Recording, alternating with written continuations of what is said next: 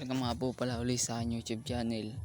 Update ko nga po pala kayo dito kay RS Nice 125. So nakikabit natin kay Nice 125. Ang kinabit natin kadena at saka rem set saka kanyang pipe.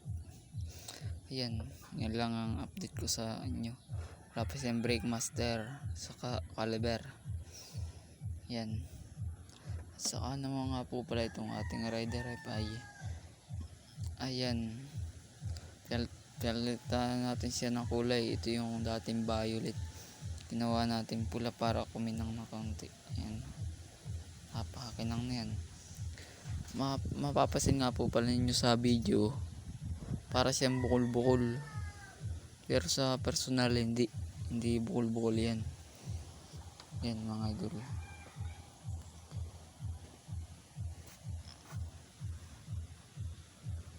Yan o, si RS. Mas malapit na siyang matapos.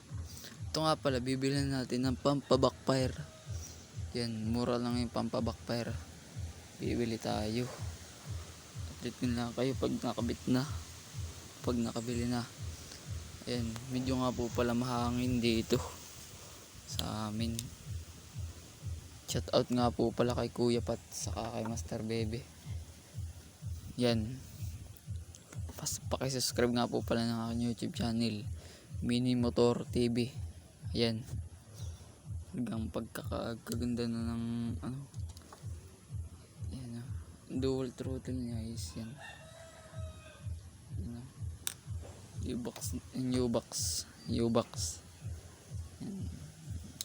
Ito yung pipe niya. Kakaganda talaga ng pipe niya.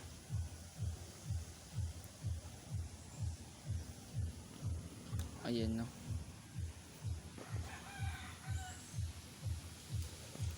Sana po ay maka-subscribe po ninyo yung YouTube channel natin. Yan. Talagang sana po yung pakisubscribe po naman talaga yung YouTube channel, Mini Motor TV. Yan. Baka nga po pala tayo uli ay bumuo ng bagong motor.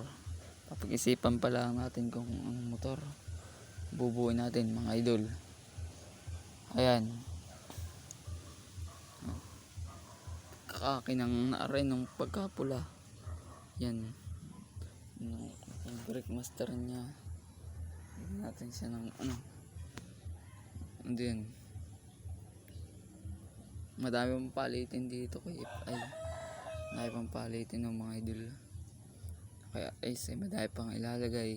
May carb pa pala dito. Yan, salpakan ng carb. Wala pa. Yan o, yun sa pipe. Ayan, update ko na lang kayo doon sa iba nating motor doon sa bahay. Update ko na lang kayo kung ano pang mababago sa kanila. Ayan o, napakaganda ng umaga ngayon mga idol. Walang ulan, mainit. Dito po ay maulan. Ayan,